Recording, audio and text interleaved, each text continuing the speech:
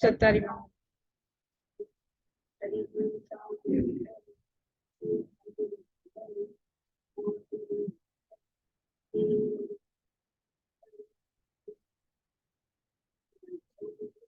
केवली पंडितो धम्मो धम्मो मंगलम। केवली पंडितो धम्मो मंगलम। चत्तारी लोकुत्तम।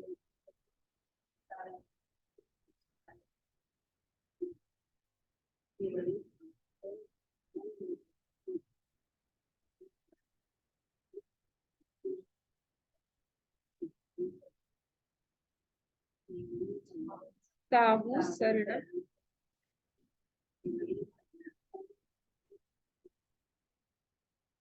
शरणम शरणम। केवली सॉरी, चत्तारी शरणम पव्वज्जामि। अर्हन्ते शरणम पव्वज्जामि। सिद्धे शरणम पव्वज्जामि। साहु शरणम पव्वज्जामि। केवली पन्नतम धम्मम शरणम पव्वज्जामि। बढ़िया। तो लास्ट अपन ने तीर्थंकर बालबोध एक अपना चालू हुआ था और 3 चैप्टर्स अपन ने स्टार्ट कर दिए थे। 2 हो गए थे अपने, नमोकार मंत्र और चत्तारी मंगल पाठ।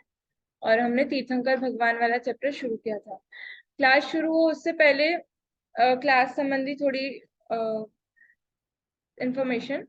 ऐसा है कि जिनको भी ऑनलाइन का, जैसे आंटी थे और दूसरे लोग जिनको बिल्कुल ही नहीं जमेगा ऑनलाइन का, सॉरी ऑफलाइन आने का, तो ऐसा है कि आपको यदि मतलब कंप्लीट ऑनलाइन करना हो तो आप दूसरे बैचेस में ही शिफ्ट होंगे तो वो ज्यादा बेटर रहेगा। मतलब अपना ये भी ऑनलाइन चलेगा, लेकिन ये ऑनलाइन सिर्फ उन लोगों के लिए चलेगा जिनको ऑफलाइन करना है और किसी कारण से जब ऑफलाइन नहीं आ पाते हैं तो वो ऑनलाइन जुड़ सकते हैं। क्योंकि ऐसा है कि मतलब अगर आप ऑनलाइन कंप्लीटली जुड़ते हैं तो वहां पे अलग अटेंशन मिलेगा। अब मैं जैसे ऑफलाइन ले रही हूँ तो ऑनलाइन में इतना ध्यान नहीं जा पाएगा मेरा जितना ऑफलाइन पे जाएगा, तो उतना अटेंशन उन स्टूडेंट्स को नहीं हो पाएगा।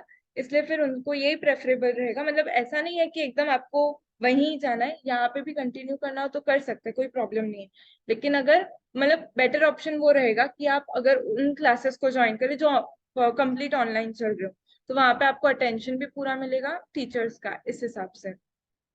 बाकी जो शिफ्ट भी होना चाहते हैं तो इस सेमेस्टर को कंप्लीट करके फिर शिफ्ट हो, या इसी सेमेस्टर से उधर शिफ्ट हो जाए। भले ही वो थोड़ा आगे चल रहा है लेकिन फर्स्ट सेमेस्टर में अपने सिर्फ इतरा विज्ञान 1 2 3 है, उतना तो सबको ही बेसिक नॉलेज है ही। तो वो दोनों ऑप्शंस है आपके पास। या तो आप डायरेक्टली भी स्विच हो सकते हैं अभी आज से ही, कल से ही, नहीं तो एक सेमेस्टर के बाद फिर वहां पे शिफ्ट हो। आपकी मर्जी है सब। पर्टिकुलर अब ऐसे बहुत सारे बैचेस चल रहे हैं, कम से कम 5 6 बैचेस चल रहे होंगे। तो वो आपके अकॉर्डिंग, फिर आपको जिनका लेना हो वो फिर आप देख सकते हैं ऐसा। बाकी हाँ, तो क्या आपको लिस्ट, हाँ मतलब टीचर्स का ना लिस्ट, कौन से हाँ ठीक है, कौन से दिन वो पूरा ना, हाँ ठीक है, मैं वो इन्फॉर्मेशन प्रोवाइड करने बोलती हूँ। मैं फिर अभी तो इतनी बात हुई थी कि ऐसा अगर किसी को ऑनलाइन बिल्कुल ही ऑफलाइन नहीं जमेगा तो ये। बाकी जो दूसरे हैं, अब जैसे कुछ लोग जो मंदिर नहीं आ पाते हैं, क्या कहते हैं, कोई और काम आ जाता है, नहीं तो जिन लेडीज को नहीं आना होता है कुछ दिनों के लिए, तो फिर उस समय आप ऑनलाइन जुड़ के पूरा लाभ ले सकते हैं। और जो ऑनलाइन भी नहीं जुड़ पाए किसी दिन, तो वो रिकॉर्डिंग आज से, मैंने आज ड्राइव पे डाल दिया है, मैंने लिंक भेजी। अभी अपना यूट्यूब चैनल बनेगा, अभी यूट्यूब चैनल को 1 आध हफ्ता लगेगा प्रॉपर एक चैनल को बनने के लिए। तब तक के लिए ड्राइव की लिंक मैं आप लोगों को भेजूंगी, तो वो लिंक आप लोग देख सकते हो, उसमें क्लास रहेगी अपनी। ठीक है, तो ये इंफॉर्मेशन थी। और कुछ बात तो नहीं थी ना, इतना ही था। तो अपन शुरू करते हैं अपना ये नेक्स्ट लेसन। तीर्थंकर भगवान का चल रहा था, उसके पहले नमोकार मंत्र जो हमने पढ़ा था उसमें और कुछ एडिशनल इंफॉर्मेशन ये है कि नमोकार मंत्र जो मंत्र है वो कितने, वो कौन सी भाषा में है, पहली बात। प्राकृत भाषा में है प्रॉपर। जैसे अपनी गाथा है वंदित सर्व सिद्धे समय साधी की, वैसी ही गाथा में आपको आई मीन वैसी ही लय में हम ये पढ़ सकते हैं आराम से। और इस गाथा में, इस गाथा छंद में टोटल 4 पद है, सॉरी 5 पद है, और 35 अक्षर है, और 57 मात्रा है। एक सेकंड, 57 मात्रा है, 57, 57 मात्राएं हैं।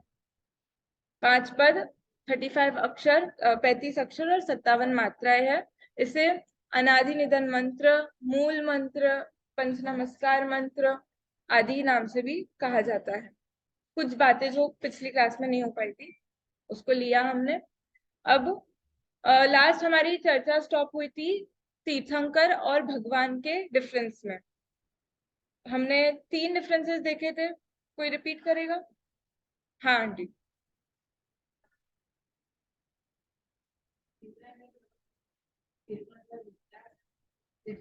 परफेक्ट। अभी एक हुआ पॉइंट, भगवान वीतरागी सर्वज्ञ होते हैं और जो तीर्थंकर होते हैं वो वीतरागी सर्वज्ञ और हितोपदेशी होते हैं। दूसरा डिफरेंस, हाँ नहीं हो सकते हैं, वेरी गुड। सभी तीर्थंकर भगवान तो होते हैं परंतु सभी भगवान तीर्थंकर हो ऐसा नियम नहीं है। और तीसरा पॉइंट, हाँ भगवान अनंत होते हैं, तीर्थंकर 24 होते हैं। एक और रह गया था, हाँ भगवान का, भगवान में तो तीर्थंकर भी आ जाते हैं और नॉन तीर्थंकर भी आ जाते हैं, तो उनका समोषण लगता भी है और समोषण नहीं भी लगता है। और हमने तीर्थंकर की डेफिनेशन देखी थी, आप नहीं थे। तीर्थंकर की डेफिनेशन में 3 पॉइंट्स हमने देखे थे, कौन कौन से? जो जो धर्म तीर्थ का प्रवर्तन करते हैं, जो समोषण आदि विभूति से युक्त होते हैं, और वेरी गुड, जिनके तीर्थंकर नाम कर्म की प्रकृति का महापुण्य का उदय होता है, वे तीर्थंकर होते हैं। तो सभी जितने भी है वो भगवान तो बन सकते हैं, कोई जीव पात्र जीव पुरुषार्थ करे तो भगवान तो बन सकता है, परंतु तीर्थंकर हर कोई नहीं बन सकता। तीर्थंकर केवल वो बनेंगे जिनके उस प्रकृति का बंध हुआ हो, बंध होकर के फिर वो उदय में आता है बाद में। तो तीर्थंकर प्रकृति अच्छी है या नहीं है? अगर पूछे कि तीर्थंकर प्रकृति अच्छी है या नहीं है तो क्या कहेंगे आंटी, मधु आंटी? अच्छी है, आंटी कह रहे अच्छी है। और आप लोग में से कोई?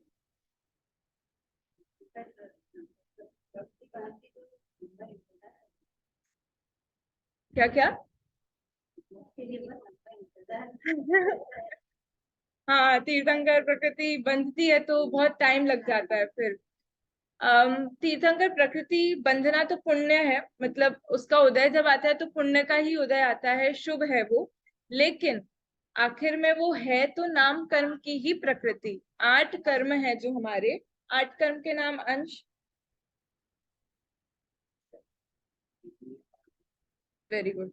तो 8 कर्मों में से कौन से उसकी कौन से कर्म की प्रकृति है? नाम कर्म की प्रकृति है, तो वो कर्म का ही अंश है वो। भले ही उसका उदय आता है तो उत्कृष्टतम जो किसी का नहीं है, मतलब सबसे ऊंचा पुण्य किसी का है तो वो तीर्थंकर का ही है। लेकिन जब तक वो तीर्थंकर प्रकृति का उदय रहता है उस अरहंत दशा में भी, जब तक वो उदय रहेगा तब तक वो सिद्ध पद नहीं पा सकता, उनको मुक्ति नहीं हो सकती। तो उस अपेक्षा से अगर हम बात करें तो प्रकृति कर्म की प्रकृति होने से वो अच्छी नहीं है, शुभ नहीं है। लेकिन उसका जब उदय, मतलब एक तो बहुत जब उसका बंध होता है उस समय उस जीव की क्या हालत होती है कि वो बहुत उत्कृष्ट प्रकार का उसका परिणाम होते हैं, बहुत विशुद्ध परिणाम होते हैं, 16 कारण भावनाएं जो है वो भाते हैं, तब उसका बंध होता है। तो उस अपेक्षा से तो वो बहुत अच्छी है, शुभ है, उसका उदय भी शुभ आता है। ठीक है, फिर हम कुछ और डिफरेंसेस देखेंगे। उसके पहले जो 5 परमेष्टि है उनमें से भगवान की जो हमने डेफिनेशन देखी जो वीतरागी और सर्वज्ञ है, उस अकॉर्डिंग उन 5 परमेष्टि में से कौन से परमेष्टि भगवान की कैटेगरी में आते हैं? अरिहंत भगवान और सिद्ध, अरिहंत परमेष्टि और सिद्ध परमेष्टि, वो हुए हमारे भगवान। और बाकी 3 जो है वो कौन सी कैटेगरी में आएंगे?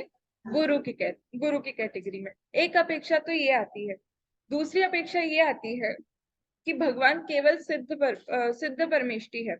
क्योंकि अरिहंत परमेष्टि भले ही वीतरागी सर्वज्ञ है, परंतु वो हम सभी के बीच में है, शरीर सहित है, उपदेश दे रहे हैं। तो जो जो भी उपदेश देते हैं, उस पॉइंट को अगर हम लक्षण बनाए, तो फिर अरिहंत परमेष्टि भी गुरु की कैटेगरी में आएंगे और भगवान में सिद्ध परमेष्टि बस जाएंगे। तो दो अपेक्षाएं, अपेक्षा समझनी जरूरी है। हम अरिहंत परमेष्टि को देव भी कह सकते हैं और गुरु भी कह सकते हैं। देव कहने की क्या अपेक्षा है कि वो वीतरागी और सर्वज्ञ है, और गुरु कहने की अपेक्षा क्या है कि वे उपदेश देते हैं, हम सभी के बीच में रह रहे हैं, इसलिए वे गुरु है। तो क्योंकि इस पॉइंट के बेसिस पे हमारे तीर्थंकर और भगवान के और डिफरेंसेस बेस्ड है। तो नेक्स्ट मैं आपको, काफी सारे डिफरेंसेस है, मैं एक बार पढ़ लेती हूँ, आप सभी ध्यान दें, और अगर कुछ कहीं पे अटकता हो तो मुझे रोक देना। देखिए, भरत तथा ऐरावत क्षेत्र में एक काल संबंधी 24 ही होते हैं, एक कालखंड में 24 होते हैं। सामान्य भगवान अनेक होते हैं। दूसरा पॉइंट ये है, सभी तीर्थंकर नियम से भगवान होते हैं, और सभी भगवान तीर्थंकर नहीं होते हैं। तीर्थंकर मात्र कुछ अरिहंत ही होते हैं, सिद्ध परमेष्ठी तीर्थंकर नहीं होते हैं। लेकिन भगवान की कैटेगरी में अरिहंत भी आएंगे और सिद्ध भी आएंगे। फिर है, तीर्थंकरत्व वीतरागता आदि के साथ रहने वाले कर्मोदय का फल है, कर्म के उदय का फल है, भले ही वो वीतरागता के साथ हो। और जो भगवान है, भगवान की दशा है, तो भगवान पना पूर्णतया आत्माश्रित अवस्था है। यहाँ पे कर्माश्रित अवस्था है, यहाँ पे आत्माश्रित अवस्था है। तीर्थंकर परमौदारिक शरीर सहित ही होते हैं, शरीर रहित नहीं होते हैं। यहाँ पे क्या पॉइंट बनेगा भगवान में? शरीर रहित होते हैं, शरीर रहित ही होते हैं, रहित भी होते हैं और सहित भी होते हैं, क्योंकि हमने किसको लिया? अरहंत को भी लिया, सिद्ध को भी लिया।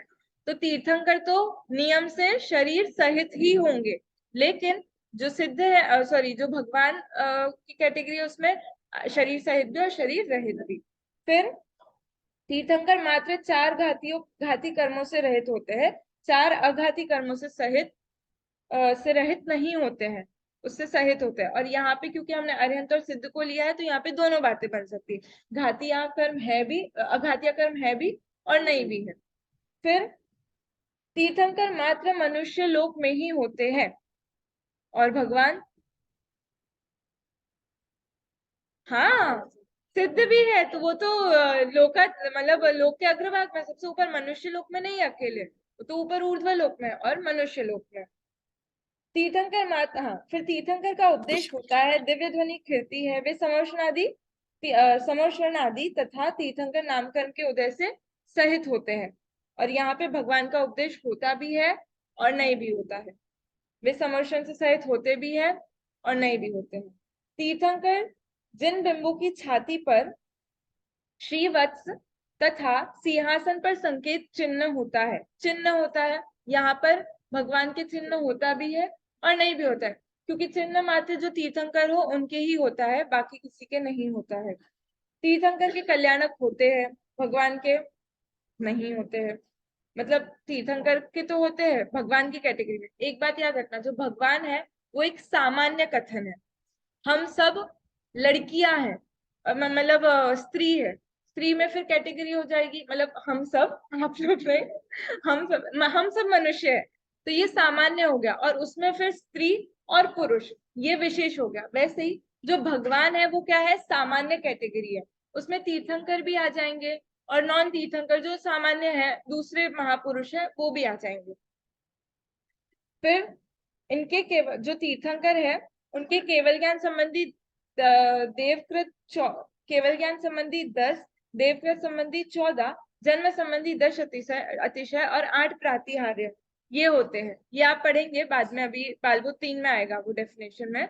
अभी इतना कि जो तीर्थंकर होते हैं उनके अतिशय बहुत होते हैं, 10 केवल ज्ञान के, 14 देवकृत, 8 प्रातिहार्य। बट भगवान के ऐसा नहीं होता है, जो नॉर्मली भगवान होंगे उनके ऐसा नहीं होगा। फिर तीर्थंकर 2, 3 या 5 कल्याणक वाले होंगे, यहाँ पे ऐसा नियम नहीं है, कल्याणक होगी। आप लोग को फास्ट हो रहा है ऐसा तो नहीं हो रहा ना? ये बहुत जनरल बात है जो पता है, इसलिए मैं, और ये क्या है, अभी अपना रिविजन चल रहा है, ये ऐसा नहीं अभी सिलेबस में अपने आएगा। अपना बालबोध 1 2 3 बस एक बेस बनाने के लिए अपन पढ़ रहे हैं।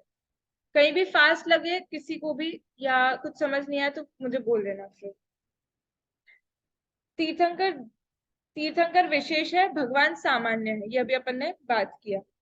तीर्थंकर कर्णानियों की अपेक्षा से संसारी और सकल परमात्मा है। कर्णानियों की अपेक्षा से मतलब जहाँ पे ये भावों की, पंच भावों की बात आती है, गुणस्थान आदि की, तो यहाँ पे जो तीर्थंकर है वे क्या है, संसारी है और सकल परमात्मा है। सकल मतलब जिनके शरीर है, तो तीर्थंकर का नियम से शरीर होता ही है, परमौदारिक शरीर, इससे सकल परमात्मा है। और यहाँ पे भगवान कौन, भगवान का क्या आएगा फिर, सकल परमात्मा और निकल परमात्मा। अरिहंत भगवान है सकल परमात्मा और प्रसिद्ध भगवान निकल परमात्मा।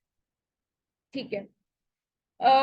तीर्थंकर 13वें 14वें गुणस्थान वर्ती ही होते हैं।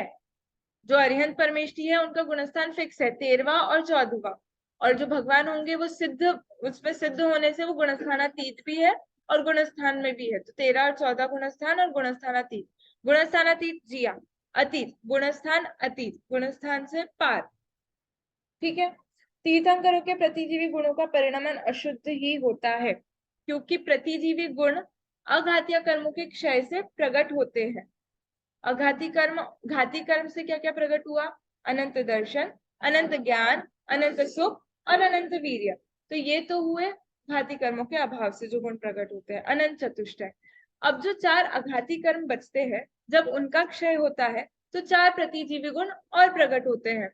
पर चूंकि अरहंत दशा में है तीर्थंकर, तीर्थंकर भगवान जो है उनकी अरहंत दशा है, अघातीय कर्मों का सद्भाव है, तो जो वो गुण प्रकट होने थे सिद्ध दशा में, वो अभी तो प्रकट है ही नहीं, वो अशुद्ध है। इसलिए यहाँ पे कह रहे हैं कि तीर्थंकर का नियम से प्रतिजीवी गुणों का अशुद्ध परिणमन ही होता है, और जो सिद्ध परमेष्ठी है उनके शुद्ध ही होगा। जो सिद्ध परमेष्ठी, उसमें भगवान की कैटेगरी में जो सिद्ध परमेष्ठी है उनका शुद्ध होता है और अरहंत का अशुद्ध परिणमन होता है। प्रतिजीवी गुण, कर्मों के क्षय से वो अवस्था, वो गुण प्रकट होते हैं, इसलिए वो प्रतिजीवी गुण है। ठीक है बेबो दीदी, नहीं आया समझ? हाँ, एग्जाम्पल मतलब ये है कि देखो,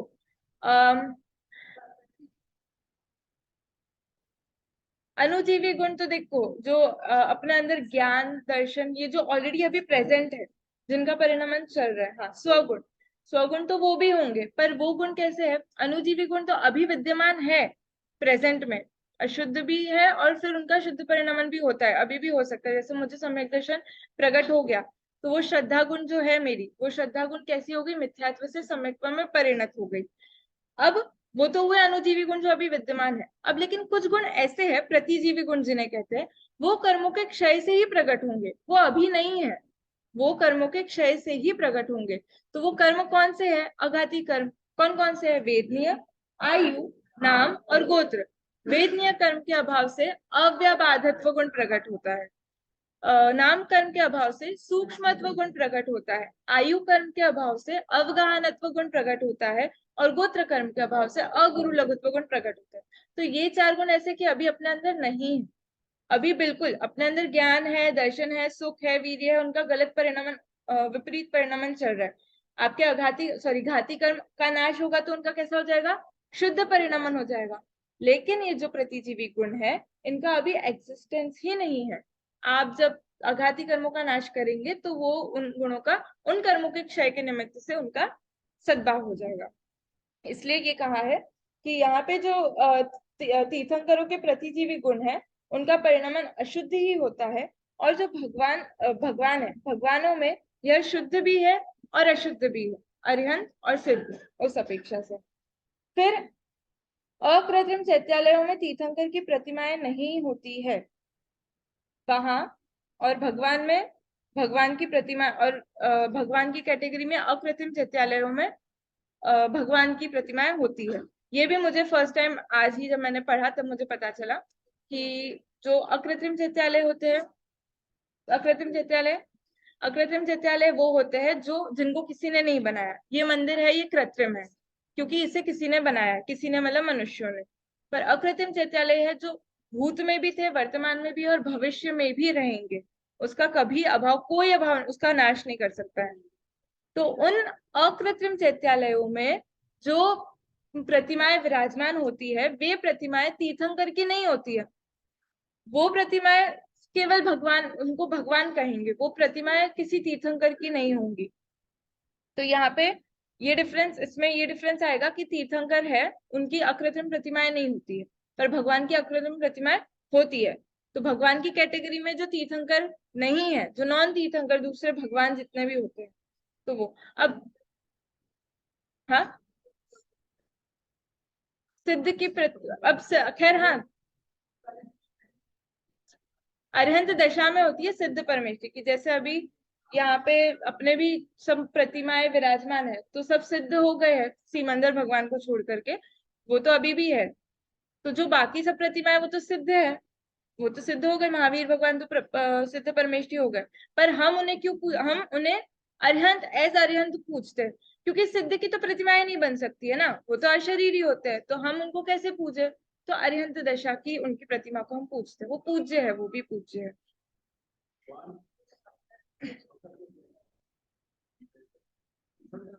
हाँ, हाँ, चिन्ह नहीं, चिन्ह नहीं होगा।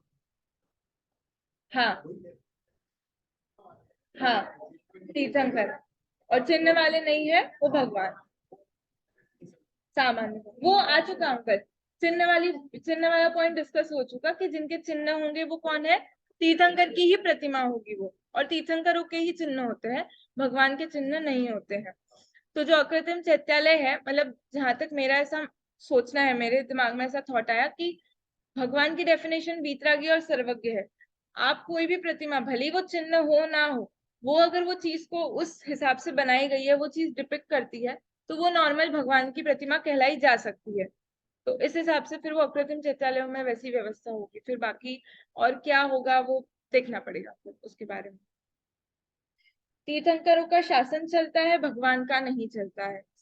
तीर्थंकर आप्त कहलाते हैं, और अन्य भगवान उपचार से आप्त कहलाते हैं। आप्त यानी जो वीतरागी, सर्वज्ञ और हितोपदेशी हो। हम हर किसी भगवान को आप्त नहीं कहते हैं, सिर्फ तीर्थंकरों को आप्त कहते हैं। इतना डिफरेंस। ठीक है, तो ये हमारे डिफरेंसेस रहे हैं तीर्थंकर और भगवान में। ये बहुत इंपॉर्टेंट थे, क्योंकि हमें एक फर्क पता चलना चाहिए तीर्थंकर एग्जैक्टली क्या होते हैं, और वो क्यों डिफरेंट है, अन्य लोगों से, अन्य भगवानों से क्यों डिफरेंट है, इसलिए इतना डिस्कस किया डीपली। जी आंटी। आप तो नहीं होते हैं, मतलब नॉर्मली हम भगवान की डेफिनेशन क्या पकड़ रहे हैं, जो वीतरागी हो और सर्वज्ञ हो, तो उसमें हितोपदेशीपना नहीं है भगवान में, तो उस हिसाब से हम वहां पे आप तो नहीं कहेंगे। ओके, आप सबको क्लियर हुआ?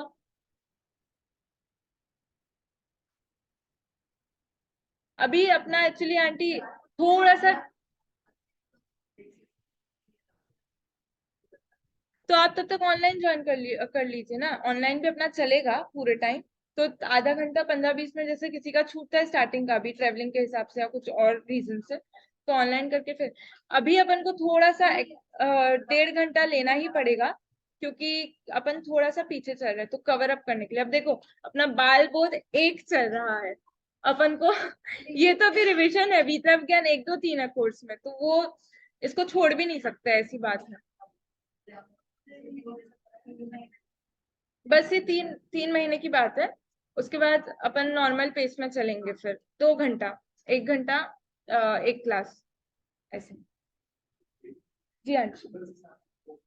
हाँ, हाँ, मैं आप लोग को, देखिए, मैं मैं जिससे रेफर कर रही हूँ वो बुक, क्या कहते हैं, आदरणीय बाल ब्रह्मचारी कल्पना दीदी है, उन्होंने की भी लिखी है और बालबोध की भी लिखी है।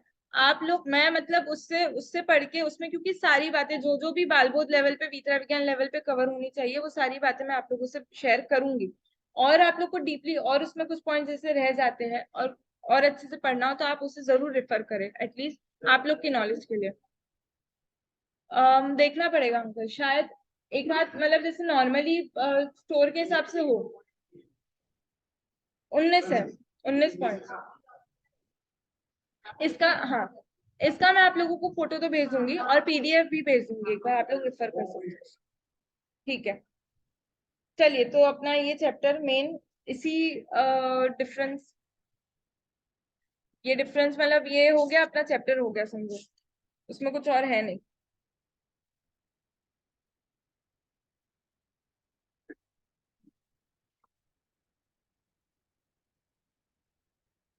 आप लोग जो ऑनलाइन जुड़े हैं, आप में से किसी को कुछ क्वेश्चन हो तो आप लोग पूछ सकते हैं बीच में ही। आप लोग को अनम्यूट का ऑप्शन दिया है मैंने। जी आंटी, अनम्यूट करके बोलो, अनम्यूट अनम्यूट। हाँ, तीर्थंकर के छाती में वक्ष का निशान होता है, हाँ तो हाँ हाँ भगवान को नहीं होते। हाँ, नहीं होता, मतलब अपने भी जितनी भी प्रतिमाएं हैं तो बीच में जो वो सिंबल है तो हाँ। वो सिर्फ तीर्थंकरों के होगा। आप हाँ। लोग भी वो पॉइंट शायद डिस्कस नहीं हो पाया, जो अपन ने चिन्हों की जब बात की थी, तीर्थंकर जिन बिंबों की छाती पर श्रीवत्स तथा सिंहासन पर संकेत चिन्ह होता है, तो चिन्ह की तो अपन ने डिस्कशन किया था। ये श्रीवत्स चिन्ह मेरे ख्याल से वही है जो बीच में अपना रहता है। फूल हाँ, जैसा। छाती पे मतलब सीने पे। हाँ। तो वो सिर्फ तीर्थंकरों के होगा, मतलब अपने ये जो अकृत्रिम चैत्यालय है उसमें भी ये चिन्ह नहीं होंगे, फिर ऐसा मान के चलना चाहिए अपन। ठीक है, श्रीवत्स चिन्ह। और चिन्ह रहता है नीचे, वो जो उनकी, हाँ, सिंहासन पे तो जो अपने रोज नॉर्मली चिन्ह है वो चिन्ह रहते हैं, जिस और तीर्थंकर छाती का जो पे चिन्ह, पक्ष पे वो जो सिंबल रहता है वो हाँ, ऐसा। भगवान के नहीं रहता है। हाँ। आप सभी को चिन्ह याद है, सभी तीर्थंकरों के चिन्ह? सब नहीं? जिया, थोड़े बहुत। जिया बताओ चलो।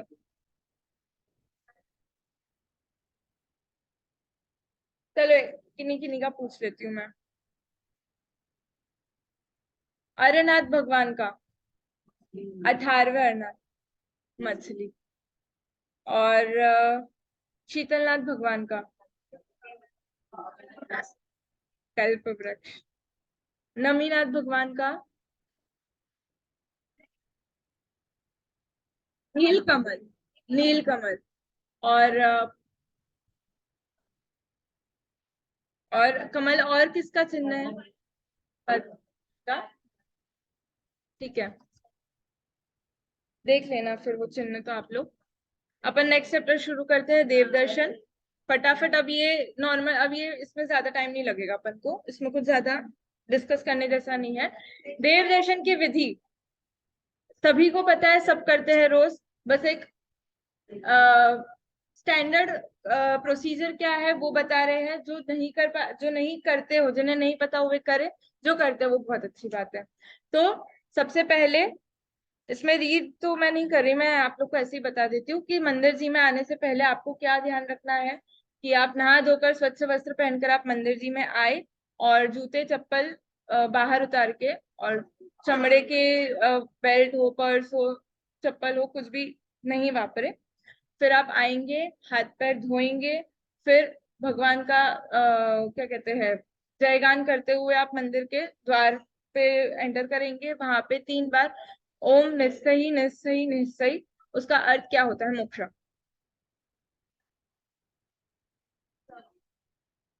हाँ, सांसारिक प्रपंचों का निषेध। ऐसा क्यों कहते हैं? मंदिर जी में लौकिक कार्यों का, लौकिक बातों का, विषय कषाय आदि जिससे बढ़े ऐसी बातों का हमें निषेध करना चाहिए, क्योंकि हम भगवान के पास इन्हीं बातों का, मतलब ये सब हमारे जीवन में ना हो उस उद्देश्य से जाते हैं। तो ओम निश्चय निश्चय निश्चय एक कारण ये है। दूसरा कारण, इसी में ही दीदी ने ऐसा मेंशन किया है कि अंदर जो ऑलरेडी बैठे हैं उनको, उनकी स्वीकृति मांगने के लिए, अथवा उन्हें ये बताने के लिए कि हम आ रहे हैं, उस उद्देश्य से भी हम निश्चय निश्चय निश्चय ऐसा कहते हैं। फिर हम जाते हैं, भगवान की जय जय करते हैं, फिर नमो, उनकी प्रतिमा के पास जाकर के नमोकार मंत्र, चत्तारी मंगल पाठ का हम पाठ करते हैं। उसके बाद अष्टांग नमस्कार करते हैं।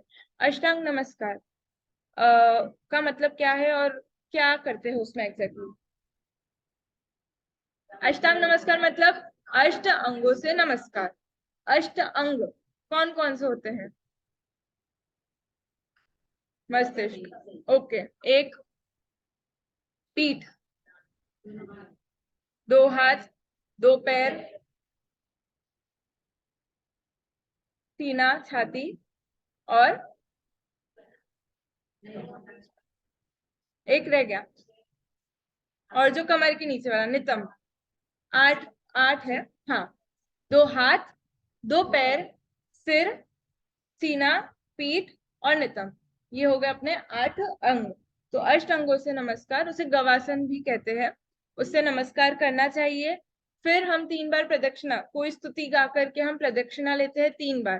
प्रदक्षिणा, प्रदक्षिणा हम क्यों लेते हैं और 3 ही क्यों लेते हैं? क्यों लेते हैं और 3 ही क्यों लेते हैं, उसके रीजंस। ओके, बहुत सारे हैं रीजंस। 3 तो पहले आप ये बताइए प्रदक्षिणा क्यों लेनी चाहिए?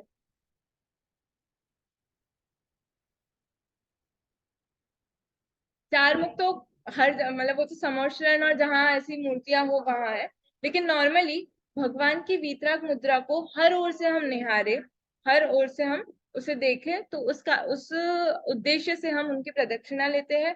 और 3 बहुत सारी बातों का सूचक है, बहुत सारी। 3 रत्नत्रय, 3 मिथ्यात्व, मिथ्यात्व जो त्रय है उनका नाश हो, उस उद्देश्य से हम करते हैं। मन वचन काय की सावधानी पूर्वक, सावधानी के लिए करते हैं। समरम समारंभ आरंभ और कृतकारित अनुमोदना, सब 3 3 जो आपको पता है वो सब ले लेना।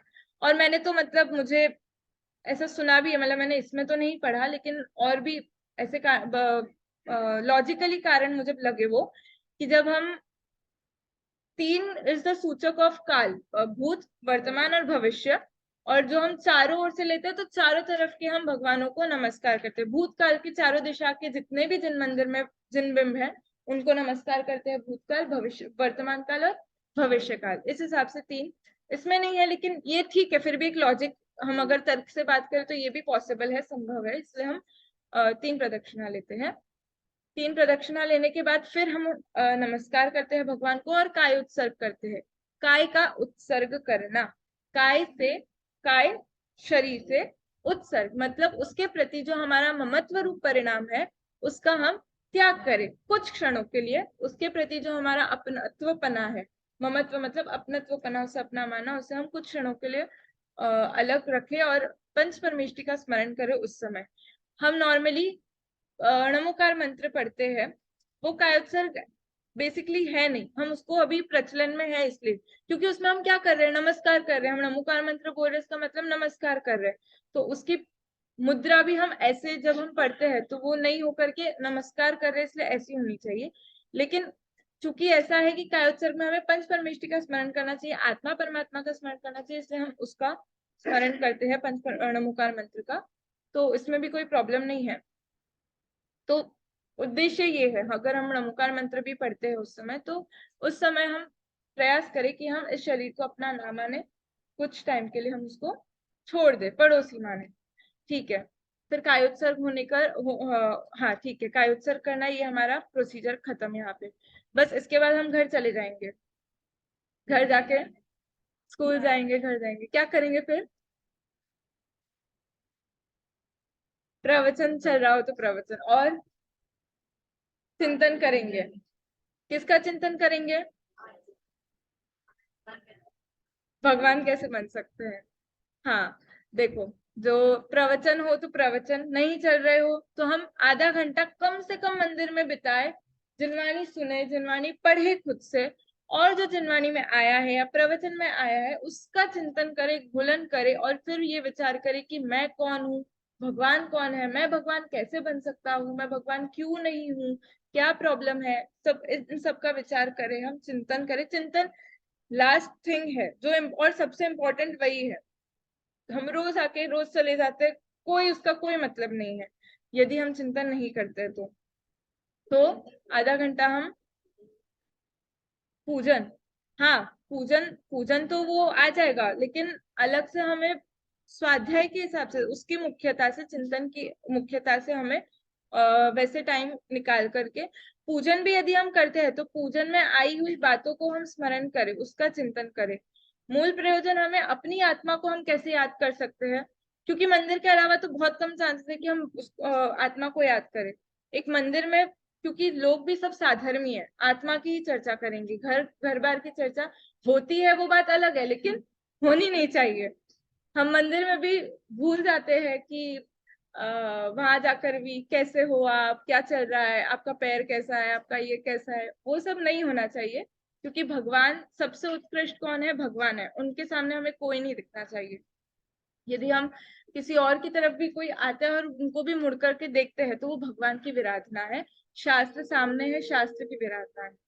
तो जिससे जितना हो सके उतना फॉलो करे तो अच्छा है। ठीक है, तो हमें रोज मंदिर आना चाहिए, देव दर्शन करना चाहिए, क्योंकि यहाँ आकर के हम आत्मा की चर्चा, भगवान तो है ही प्रेरणा स्रोत, उनको देख करके हमें भाव तो आते हैं कि हम उन जैसे बने। बाकी यहाँ चर्चा भी साधर्मियों की और जिनवाणी है, तो आत्मा की चर्चा होने से हमारे चिंतन भी वो चलने की बहुत संभावनाएं हैं। फिर हमारा जीव अजीव चैप्टर है। जीव किसे कहते हैं? बाल बोध के हिसाब से जो जानता है, देखता है और सुख दुख का अनुभव करता है वो जीव है। अजीब कौन है? जो जानता नहीं है, देखता नहीं है, सुख दुख का अनुभव नहीं करता है, वो अजीब है। इसमें अजीब अभी के लिए हम सिर्फ पुद्गल जो हमें दिख रहा है उसी को लेंगे, बाकी जो धर्म धर्म आकाश काल है वो अभी यहाँ पे चर्चा नहीं ली है। और अजीब में भी, वो पुद्गल में भी दो प्रकार के पुद्गलों को लिया है। एक जो हमसे अलग है, जो इस जीव से अलग दिखते हैं नहीं है, जो अलग हो सकते हैं। मैं इधर से जा रही हूँ तो टेबल इधर का इधर है, तो टेबल चेयर फोन बुक सब इधर। और एक है ये शरीर, ये जो नाक कान आंख मुंह ये सब है, ये सब हमसे, मैं जहां जाऊंगी, जहां मेरा मैं जीव जहां जहां ये गमन करेगा वहां वहां ये शरीर भी साथ में रहेगा। तो दो प्रकार के अजीब है। फिर इसे जीव कहने की अपेक्षा, बस इस व्यवहार में इसे जीव इसलिए बस कहा जाता है ताकि हम लोक व्यवहार को संभाल सके, हिंसा से बचे, अहिंसा का पालन हो, बस इस अपेक्षा से इस शरीर को, इस शरीर में जीव की स्थापना कर दी जाती है। बाकी जीव और शरीर दोनों में दोनों कैसे भिन्न है, मैं पूछती हूँ आपसे, आप में से जिनको पता हो। दूध में पानी की तरह या तिल में तेल की तरह? दूध में पानी की तरह। पानी की तरह। स्वाति आंटी कह रहे दूध में पानी की तरह। और कौन दूध में पानी की तरह वाले हाथ ऊपर करे? दूध में पानी की तरह जीव और शरीर, अभी के लिए शरीर। हाँ, बेबो दीदी को नहीं पता, दोनों है। अच्छा दोनों है। मधु आंटी, अंजना आंटी, बोलिए आप लोग। दूध और पानी की दूध में पानी की तरह। दूध में पानी की तरह, दूध और पानी भी अलग हो सकता है, तिल में तेल, तिल और तेल भी अलग हो सकता है। ठीक है, लेकिन थोड़ा कंफ्यूजन है। मैं बताती चलो। अब दूध में पानी की तरह नहीं, क्योंकि जिन जिन प्रदेशों में, ध्यान देना, जिन जिन प्रदेशों में दूध है उन प्रदेशों में पानी नहीं है। वो दोनों मिले हुए दिख रहे हैं, लेकिन जिन जिन जहां पे जिस प्रदेश में दूध का कण है, परमाणु है, वहां पे पानी का परमाणु नहीं है। लेकिन आत्मा और जीव, आत्मा और शरीर के साथ ऐसा नहीं है। जितने प्रदेशों में ये शरीर है उतने ही प्रदेशों में आत्मा है। हाँ, इसलिए दूध पानी ना, क्योंकि दूध और पानी अलग मतलब भले ही अपन को दिख रहे क्योंकि अपनी कमजोरी है, अपनी आंख की इतनी वो शक्ति नहीं है इसलिए, लेकिन उनके प्रदेश जो जितने परमाणुओं में दही दूध रहेगा उतने परमाणु में पानी नहीं रहेगा, ये है ऐसा। लेकिन तिल में तेल, भले ही अभी वो प्रेजेंट में तेल अलग नहीं है लेकिन शक्ति रूप में अंदर है, तो जितने जितना तिल है उतने पूरे में वो तेल है, भले ही योग्यता रूप लेकिन वो तेल है। क्या हुआ? अच्छा, उतारना नहीं आया समझ। देखो, ये जितना शरीर है ना, मान लो ये शरीर 5 प्रदेशों को घेर रहा है।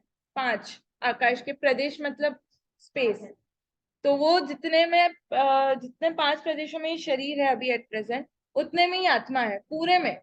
ऐसा नहीं है कि यहाँ शरीर है तो यहाँ आत्मा है, ऐसा नहीं है। यहाँ ये उंगली है तो यहाँ आत्मा भी है पूरे प्रदेशों में। पर जब हम उदाहरण में अभी जाते हैं तो दूध और पानी में दिखते हैं एक साथ मिले हुए, लेकिन वो उन दोनों के परमाणु डिफरेंट है। डिफरेंट ऐसा कि भाई प्रदेश तो बहुत छोटे होते हैं ना, तो अपन को नहीं दिख रहा है, लेकिन वो भगवान देख रहे हैं कि जहाँ जितने परमाणु और जितने क्षेत्र में दूध के परमाणु है वहां पे पानी के परमाणु नहीं मिले हुए हैं आपस में। लेकिन एक एक जगह पे दोनों नहीं है। तिल और तेल में ऐसा नहीं है, तिल भी वही है तेल भी वही है उसके अंदर। इसलिए उन दोनों का रिलेशन मुझे भी जब पूछा गया था। हाँ, हमसे भी जब हाँ, नहीं अभी शक्कर का मैं नहीं कह सकती। हाँ, शक्कर में भी अपन को कहाँ दिख रहा है भाई, वो तो पूरा मीठा, अपना तो बहुत ही अल्प ज्ञानी है अपन, तो अपन को नहीं समझ आएगा।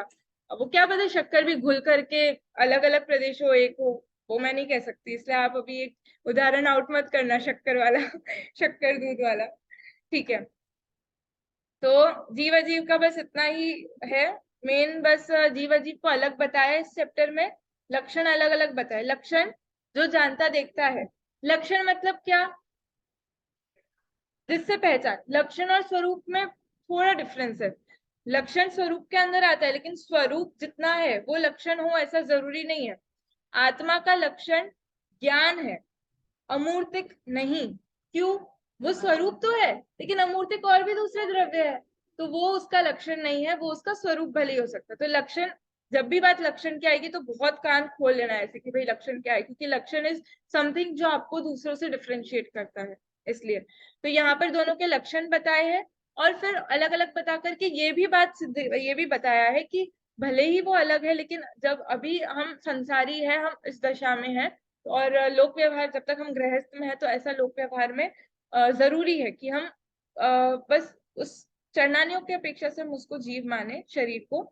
जो अपन को शरीर दिख रहा है हाथी का जीव है, तो हाथी भले हाथी का जीव इस जीव, और शरीर जो दिख रहा है वो अलग है। लेकिन अहिंसा की दृष्टि से हम उसको नहीं मारेंगे, उसे हम जीव ही कहेंगे कि नहीं है जो दिख रही है, क्योंकि जीव तो हमको नहीं दिखेगा अलग से, उसके अमूर्तिक होने से ये आंखों से तो नहीं दिखने वाला है वो, तो हम उसको कैसे लोकेट करेंगे उस जीव को? शरीर से ही। इसलिए ठीक है, ये जीव अजीव का चैप्टर खत्म अपना। जीव अजीव को जानने से क्या लाभ है? इसे जाने बिना आत्मा की सच्ची पहचान नहीं हो सकती है, और आत्मा की पहचान बिना सच्चा सुख नहीं मिल सकता है, तथा हमें सुखी होना है, इसलिए इसका ज्ञान करना आवश्यक है। हमें, हम दोनों को क्यों जाने? क्योंकि हमें क्या करना है? सच्चा सुख प्राप्त करना है। सच्चा सुख कैसे प्राप्त होगा? जब हम भेद विज्ञान करेंगे। मैं जीव हूँ, ये जीव नहीं है। मैं जीव हूँ, ये शरीर है। मैं जीव हूँ, ये अजीब है, ये मुझसे भिन्न है। तो ये डिफरेंस कभी पॉसिबल है जब हम दोनों को जानेंगे, और दोनों के बाद हम डिफ्रेंशिएट करें कि मैं कौन हूं और मैं कौन नहीं। इसलिए ये जीवाजी चैप्टर को जानना जरूरी है, इसलिए आप सभी पढ़ना। दिनचर्या। दिनचर्या भी आप लोग में से कोई बोलेगा?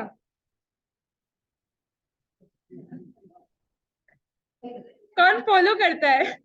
कौन फॉलो करता है पहले ये बताओ। हाँ चाची बोलिए। सुबह कितने बजे? सुबह सूर्योदय के पहले। हाँ।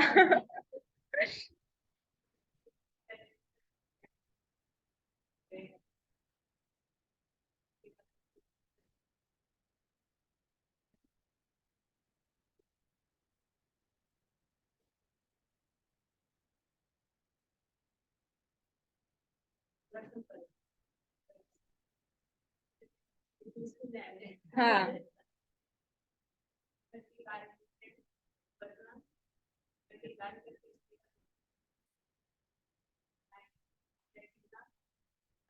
हाँ,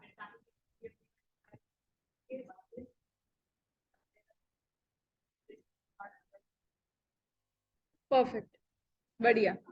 ऐसा ही है, बस सुबह जो हम उठते हैं उसको ब्रह्म मुहूर्त कहते हैं। ब्रह्म मुहूर्त यानी सूर्योदय के 45 मिनट पहले की जो टाइम होता है, उसमें 4 बजे, अब वो अब सूर्योदय अपन थोड़ा चेंज होता रहता है ना वो। पर हाँ, ये 4-5 बजे का जो समय। क्या हुआ? हाँ, अच्छा, उस हिसाब से सूर्योदय के पहले हम उठे, और फिर अ, नमोकार मंत्र, नमोकार मंत्र तो कहते हैं अपन, लेकिन होना ये चाहिए कि हम आत्मा परमात्मा का चिंतन करें, अपनी आत्मा का भी चिंतन गर्भित है उसमें। जैसे हम शरीर की शुद्धि करते हैं नहा धो करके, रेडी होकर के, वैसे ही हम रोज सुबह सुबह उठे तो हमारे मन की भी शुद्धि के लिए वो जरूरी है। इसलिए हम सुबह उठकर भी पंच नमस्कार मंत्र, सॉरी, पंच परमेष्टियों का स्मरण करें, पंच नमस्कार मंत्र के थ्रू आत्मा का चिंतन करें। सोने के पहले भी हम उसका चिंतन, ताकि दिन भर में हमने जितना भी, जो कुछ भी पाप पुण्य के कार्य किए हो, वो सब एक तरफ रख के हम जो भी क्या कहते हैं, जो गलत बातें हैं उसका भी चिंतन करके उसको अपने जीवन से निकालने की कोशिश करे। और प्रतिक्रमण तो वो तो फिर एक प्रॉपर प्रोसीजर होती है। ये तो नॉर्मली हम डेली सोने से पहले कुछ क्षण, कुछ टाइम अपने साथ बस बिताए, उस हिसाब से है। बाकी मेन जो सब कुछ सुबह का ही रहता है, दिन भर में तो हम अपने कार्यों में व्यस्त रहते हैं, लेकिन उस बीच में भी हम अपना क्या कहते हैं, स्वाध्याय का समय निकाले, ये जरूरी है। बाकी बेड, हाँ मतलब अब वो प्रमाद के हिसाब से ही फिर वो बात आ जाती है। लेकिन ऐसा कहीं लिखा नहीं कि बेड से उठ करके ही हम साइड से, मतलब कहीं और नीचे चटाई पे या जमीन पे बैठे, ऐसा ऐसा तो नहीं है। हाँ, हाँ, हाँ, हाँ। नहीं हो सकता। सही बात है, वो जगह भी अफेक्ट करती है बातों को। मतलब अपेक्षा लगाई जा सकती है, बाकी ऐसा बिल्कुल लिखा हो ऐसा कहीं नहीं है, पर हम अपने हिसाब से समझे ऐसा। ठीक है, तो दिनचर्या में बस इतना ही है। तो हाँ, और 10-11 बजे का स्टैंडर्ड टाइम बताया है कि हम उस समय तक हम भोजन कर ले। 10-11 बजे का टाइम होना चाहिए भोजन का। जो मुंबई जैसी सिटीज में, और सिटीज में नॉर्मली देखा है कि 1-1 2-2 बज जाते हैं और लोग पता नहीं कितने बजे करते हैं, लेकिन 10-11 बजे का वो। और 8 से 9 बजे तक अपना पाठ याद करना चाहिए, वही मतलब आप स्वाध्याय करें।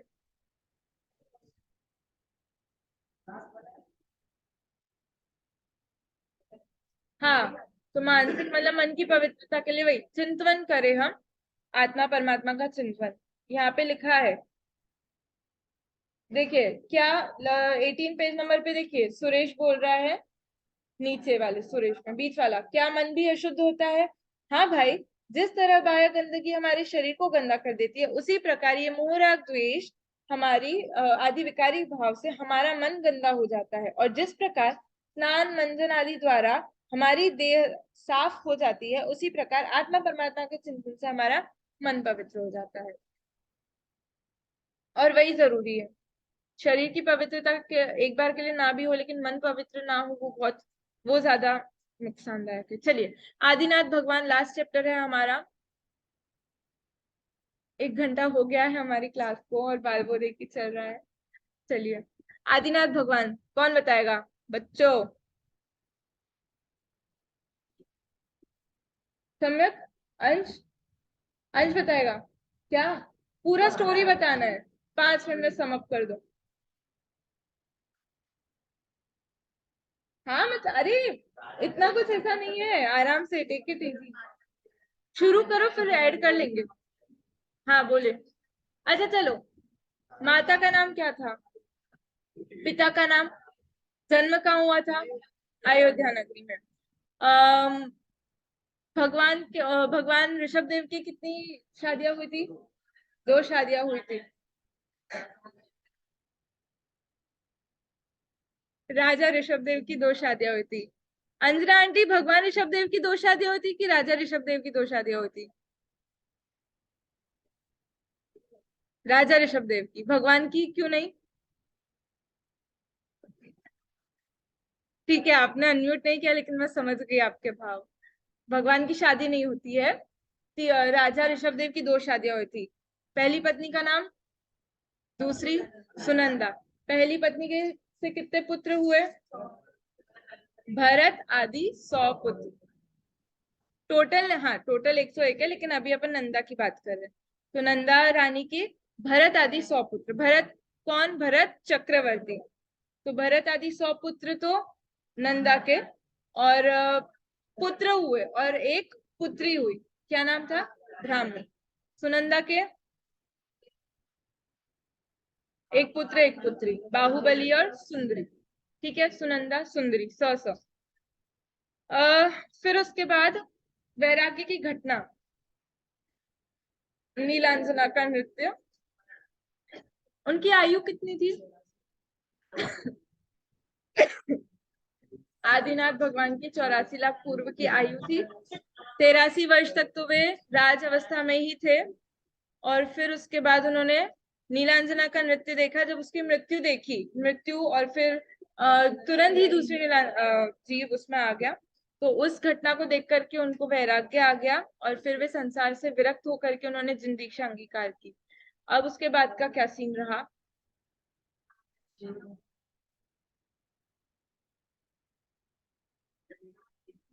नहीं, पहले पहले 6 महीने तो वो आत्मा में ही लीन थे। हाँ, हाँ। फिर 6 दिन,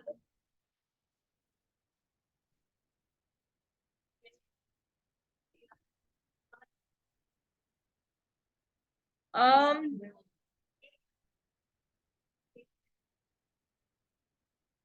13 महीने विधि नहीं मिली। ओके। तो 6 महीने का उपवास, सॉरी, आत्म साधना में लीन थे तो उपवास ही रहा, और फिर 6 महीने, सॉरी 7 महीने 9 दिन,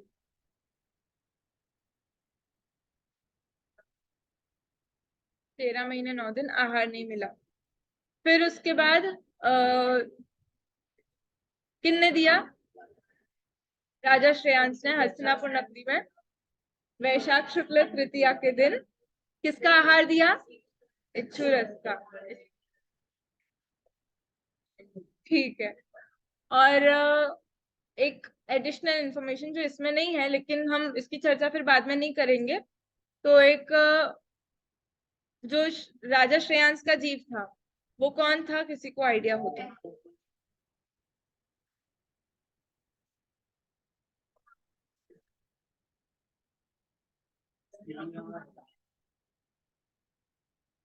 जो राजा ऋषभदेव थे, जो अभी मुनि ऋषभदेव थे, तो वो तभी वज्रजंग नाम के राजा थे, और जिन्होंने आहार दिया राजा श्रेयांश, वे श्रीमती नाम की उनकी रानी थी, वाइफ। और उस तब उन्होंने एक मुनिराज को आहार दिया था, तो इस कारण से उनको वो आहार की विधि क्या हो गई थी? अभी इस भाव में उनको जाति स्मरण ज्ञान हो गया था, इस कारण से, क्योंकि उस समय सिर्फ पहले तीर्थंकर कौन थे? आदिनाथ भगवान थे ना। तो उस समय कोई पहले किसी का शासन ही नहीं था, तो किसी को पता ही नहीं था विधि, तो उनको अचानक से कैसे पता चला? तो इस कारण से उनको वो जाति स्मरण ज्ञान हुआ, और वो विधि ख्याल में आई, और उन्होंने आहार दिया पहली बार, और आहार की विधि, सॉरी, आहार की परंपरा प्रारंभ हुई। और एक नियम है कि जो तीर्थंकर, जैसे क्या कहते हैं, उत्तम पात्र को दान देते हैं, तो वो उसी भव में, शायद उसी भव में या अगले भव में, ऐसा नियम है। मोक्ष जाते ही जाते हैं ये उत्तम पात्र। हाँ, उत्तम पात्र में तीर्थंकर मुनि आते हैं, तो उनको आहार दिया, मतलब महान पुण्य है, उनका महान पुण्य है। हाँ, हाँ,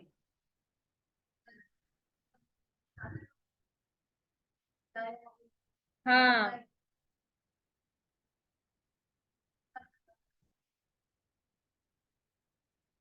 नहीं, नहीं, नहीं, पता करने के लिए नहीं, वो उनका वो प्रयोजन नहीं था। ये बात आपने सही कही। आपने ये बात सही कही कि उन्होंने अभिज्ञान का प्रयोग नहीं किया, अ, क्योंकि अभिज्ञान का प्रयोग शरीर के निमित्त से नहीं किया जाता है। कभी भी कोई भी मुनिराज हो, तो वो कभी अपने प्रयोजन से या शरीर के प्रयोजन से कभी इसका उपयोग नहीं करते हैं। और ये जो आप कह रहे हैं कि आहार की विधि पता चले, ऐसा ऐसा कुछ नहीं था। तो और ये भी होता है कि जो मुनिराज होते हैं, तीर्थंकर मुनि जब बनते हैं तो वो आजीवन मौन ले लेते हैं, तो वो आहार की विधि पता करना या बताने का सवाल ही नहीं होता है।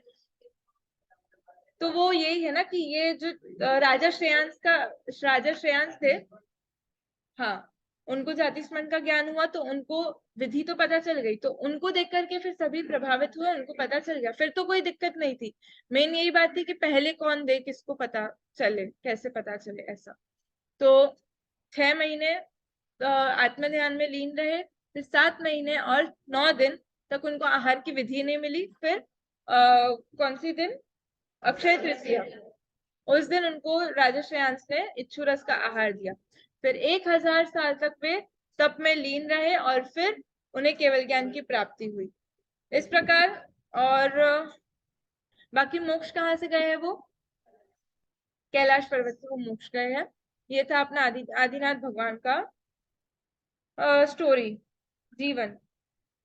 और ये जो लास्ट में स्तुति है, स्तुति नहीं मतलब ये पोयम कह लो, तो ये मेरा धाम मोक्ष वो कैसा है, एक दो पैराग्राफ है, तो कैसा है उसकी बात की है, और हम उसको कैसे प्राप्त करें उसकी बात की है।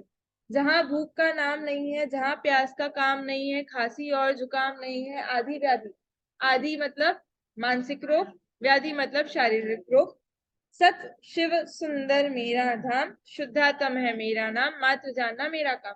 और हम उसको कैसे प्राप्त करेंगे,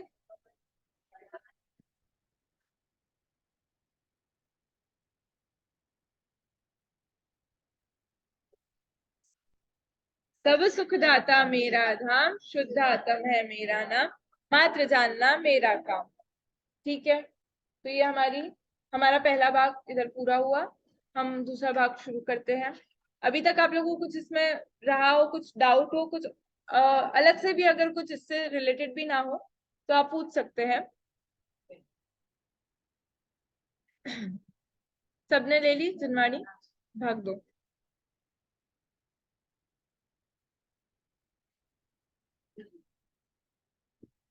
पहली, देव स्तुति, किस किस को नहीं आती, अंश को नहीं आती, पूरी नहीं आती।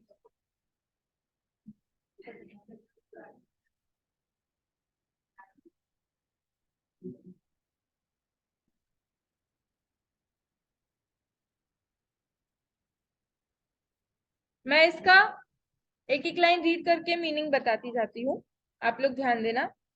वीत राग सर्वज्ञ हितंकर, ये हमारे देव का लक्षण आ गया। भविजन की अब पूरो आस, हम भव्य जीवों की एक आप आस है। ज्ञान भानु सूर्य का उदय करो, मम मिथ्यात्म का होय विनाश।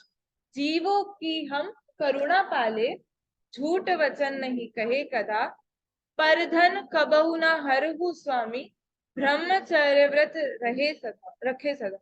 तृष्णा लोभ बढ़े न हमारा, तोष सुधानित पिया करे। स्टॉप। जो समझा वो समझा। 5 चीजें आई है इसमें, क्या आई है 5 चीजें, बोल करके बताओ। एक एक एक एक, आप बताओ पहले क्या।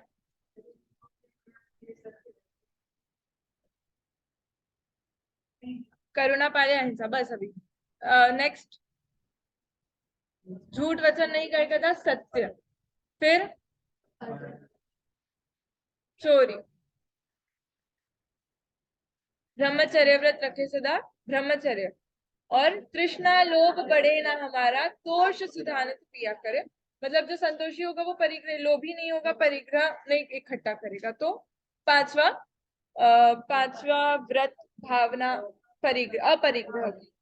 अब इसमें जो लिखा है एग्जैक्टली वही नहीं है, मात्र उतना ही नहीं है, ये तो बहुत बड़ा स्वरूप है, ये बहुत ऐसे ही संक्षिप्त में कहा है। श्रीजन धर्म हमारा प्यारा, तिसकी सेवा किया करे, दूर भगावे बुरी रीतिया, सुखद रीति का करे प्रचार।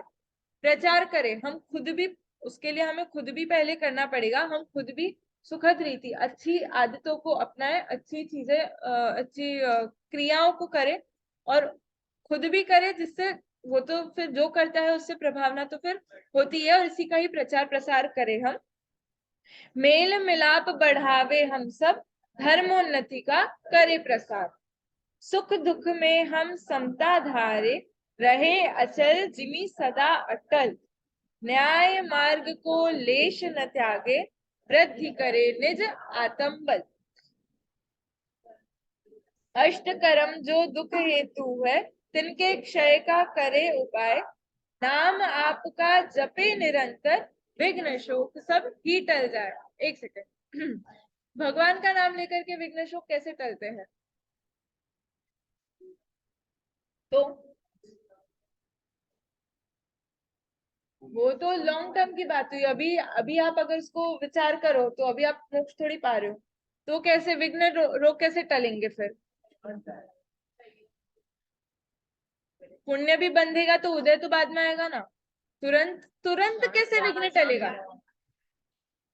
हाँ, जब हम चिंतन करेंगे तो हमारे परिणाम शांत होंगे। हमें परिस्थितियों से लड़ने की, उसको उसका सामना करने की, टालना मतलब परिस्थिति में कुछ फर्क नहीं, सिर्फ आपकी मनस्थिति बदल जाती है, तो इस अपेक्षा से उसको कहा है। आत्म शुद्ध हमारा होवे, पाप मैल नहीं चढ़े कदा। विद्या की हो उन्नति हम में, धर्म ज्ञान हो बढ़े सदा। विद्या मतलब लौकिक विद्या नहीं, धर्म की विद्या। ये निरंतर हमारा यही ज्ञान, और अकेला ये प्रयोजन ना हो कि हम ज्ञान ज्ञान ज्ञान बढ़ाए, बात वैसी नहीं है, लेकिन हाँ, हम उस ज्ञान को क्या कहते हैं अपने अंदर धारण कर सके, उस हिसाब से, उस अपेक्षा से यहाँ विद्या की हो उन्नति हम में, धर्म ज्ञान हो बढ़े सदा। हाथ जोड़कर शीश नवावे तुमको भविजन खड़े खड़े। यह सब पूरो आस हमारी, चरण शरण में आन पड़े। ओके, शरण में आए हमने पढ़ा, शरण में आना मतलब क्या? बाल वो देखना अभी। भगवान की शरण में जाना मतलब नहीं, पर उसके पहले क्या?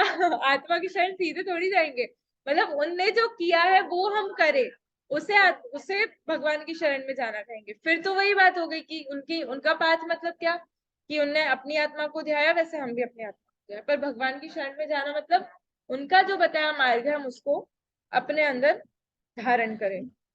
ठीक है, ये स्तुति हुई। पाप, नेक्स्ट चैप्टर है हमारा पाप।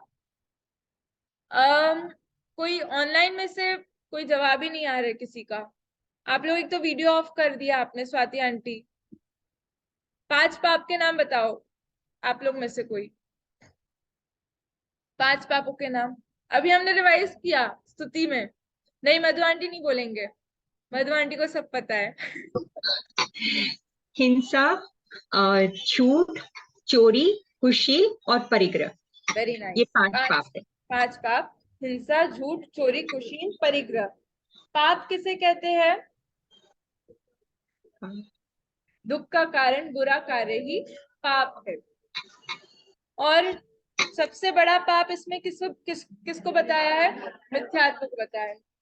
मिथ्यात्व को क्यों बताया है? उसी के कारण हम इन 5 पापों में प्रवृत्ति करते हैं, उसी के कारण हम उसे क्या है इसमें सेंटेंस, जिसके वश होकर के जीव घोर पाप करता है ना। घोर पाप, घोर मतलब घोर इसलिए, घोर का भी कारण है। देखो, नॉर्मली मिथ्यात्व नहीं हो तो घोर नहीं हो सकता, क्योंकि उतनी इंटेंसिटी नहीं होती है। आप पाप भी करते हो तो उतना इंटेंसिटी वाला पाप नहीं करते हो कि आपको अनंत संसार का बंध हो। अनंत संसार का बंध कराने वाला एकमात्र मिथ्यात्व है। आप अगर मिथ्यात्व के साथ हो तो आपका अनंत संसार निश्चित है, और मिथ्यात्व गया तो जो बोलते चुल्लू भर रह गया। क्यों? क्योंकि वो अनंत के सामने भले ही करोड़ों वर्ष भी हो, वो इतने से ही है। तो वो अनंत का कारण बस वो अनंत अनुबंधी कषा है, जो कि मिथ्यात्व के साथ पाई जाती है। इसलिए जिन्हें नहीं पता आनंद अनुबंधी, घबराए नहीं, वो आएगा आगे। ठीक है। तो इसे क्या कहते हैं? मिथ्यात्व को क्या कहते हैं? पाप का पाप पाप का का बाप। बाप तो लोभ है, और मिथ्यात्व पाप का दादा है। लोभ को पाप का बाप भी इसलिए कहा, कौन बताएगा? ऐसे ही तुक्का तुक्का भी मारा जा सकता है, बहुत इजी है इसका लॉजिक। लोभ को पाप का बाप क्यों कहा?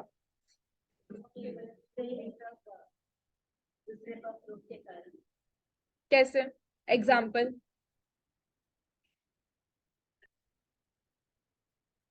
हाँ,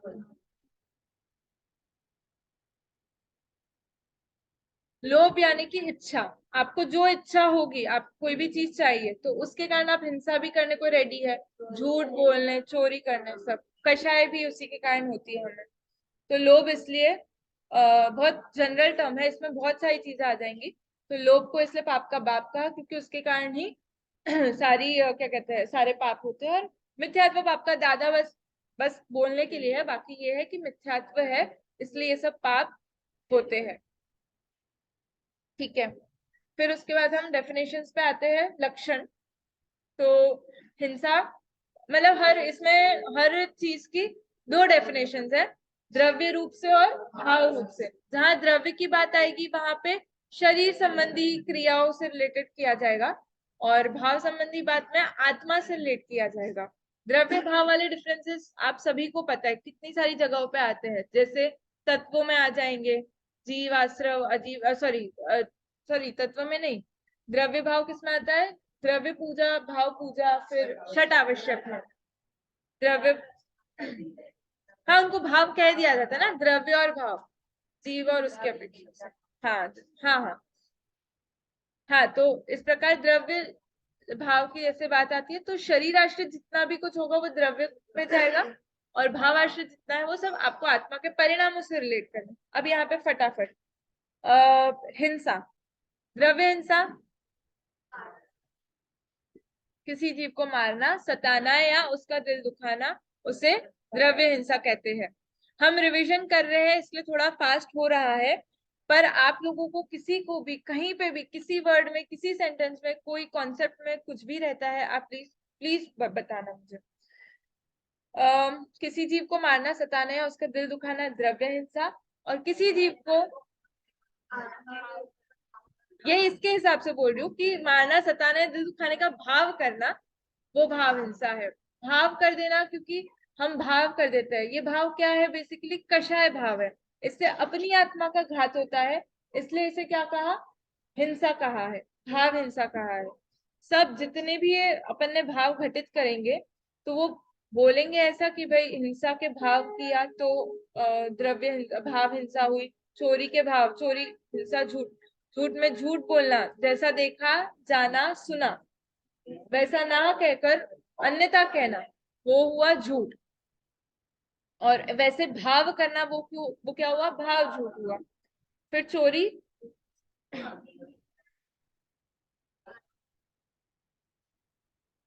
हाँ तो कषाय वाली बात इसमें आ गई है कि आत्मा में उत्पन्न होने वाले मोह राग द्वेष के जो भाव है वो हिंसा है, भाव हिंसा है। जो अभी अपन ने डिस्कस किया कि कषाय अगर आपके आत्मा में उत्पन्न, आपके परिणामों में कषाय भाव आता है तो उससे अपनी आत्मा का ही घात होता है, इसलिए उसको हिंसा में कहा जाएगा। झूठ हो गया, चोरी, तो किसी की पड़ी हुई, गिरी हुई, भूली हुई वस्तु को बिना उसकी आज्ञा के उठाना या उठाकर के किसी और को दे देना, वो हुआ चोरी। और वैसे भाव करना वो भाव चोरी है।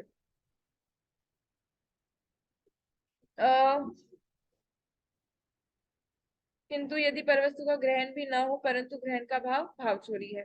फिर पराई माँ बहन को बुरी निगाह से देखना कुशील है और विषय वासना ही बुरी निगाह है। यहाँ पर कुशील जो एक वर्ड है जो यहाँ पर लिया गया है, ये हम बहुत बेसिक कर रहे हैं इसलिए बच्चों को समझाने के लिए हम ऐसा कहते हैं, लेकिन कुशील ना होकर के पाप में सॉरी अब्रह्म रूप भाव, हमने भी अष्टानिका में भी जो पंडित जी आए थे उनसे समझा था कि जो अब्रह्म रूप जो परिणाम है, अब्रह्म में जरूरी नहीं है कि आप क्या कहते हैं किसी को बुरी निगाह से देखो, आप नहीं भी देख रहे लेकिन आपका नियम नहीं है तो वो अब्रह्म रूप परिणाम आपका चल ही रहा है। क्यों? क्योंकि आपके अंदर वो कषाय का उदय कहीं ना कहीं, आप वो प्रकट हो रही है चाहे नहीं हो रही, पर वो आपके अंदर विद्यमान है, इसलिए आपको उसका पाप, वो पाप में ही आएगा। तो अकेला कुशील नहीं समझना है, कुशील के साथ साथ कुशील एक फैक्टर है, जैसे अभी अपन ने सामान्य विशेष की बात की थी, वैसे ही अब्रह्म सामान्य है, एक बड़ा फैक्टर है, उसमें एक कुशील रूप परिणाम भी, जिसमें हम फिर क्रिया में भी बुरे परिणाम, सॉरी क्रिया रूप हो जाती है वो चीज, फिर परिणाम और फिर वो क्रिया में आ जाए तो वो कुशील हो जाएगा। ठीक है, तो यहाँ के लिए कुशील क्या है कि किसी पराई माँ बहन को और पराई माँ बहन को इनके हिसाब से और अपने हिसाब से किसी भी पर पुरुष को बुरी निगाह से देखे तो वो कुशील में आ जाएगा।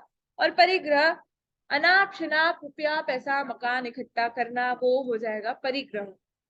अनाप शनाप एक बात है, मतलब परिग्रह सॉरी रुपया पैसा मकान अकेला कहेंगे तो परिग्रह में तो आएगा, सॉरी वो नेसेसिटी में आएगा, लेकिन अगर हम अनाप शनाप उसको इकट्ठा करेंगे फिर वो हमारा परिग्रह में चला जाएगा। हमको जरूरत है 2 कपड़ों की, लेकिन हम 10 कपड़े खरीदे तो वो आपके 8 कपड़े जो है वो आपके परिग्रह में जाएंगे। और भले ही हम परिग्रह इकट्ठा नहीं भी करें तो भी अगर आपके वो परिणाम है तो भी आपको परिग्रह का पूरा पूरा दोष लगता है। एक एग्जाम्पल मुझे ऐसे ही याद आ रहा है कि वो जो किसने दिया था, आदरणीय विपिन जी ने दिया था अपने 10 लक्षण जब हुए थे। अब मुझे ये पूरी तरीके से इसमें चीज वो नहीं बैठेगी, लेकिन ये बात बहुत अच्छी इसलिए मुझे बतानी है कि जैसे उनने कहा था, एक एग्जाम्पल दिया था कि रास्ते में एक 500 की नोट पड़ी है, ठीक है, अब आप उसको चुपके से आपने देख लिया है और लोगों का ध्यान नहीं जा रहा है। अब आप ऐसा चांस देख रहे हैं कि बस रोड खाली हो, रोड नहीं मतलब कोई ऐसी जगह जहाँ पे खाली हो सकता है, तो कुछ लोग जाए खाली हो और मैं तुरंत से उठाऊ उसको।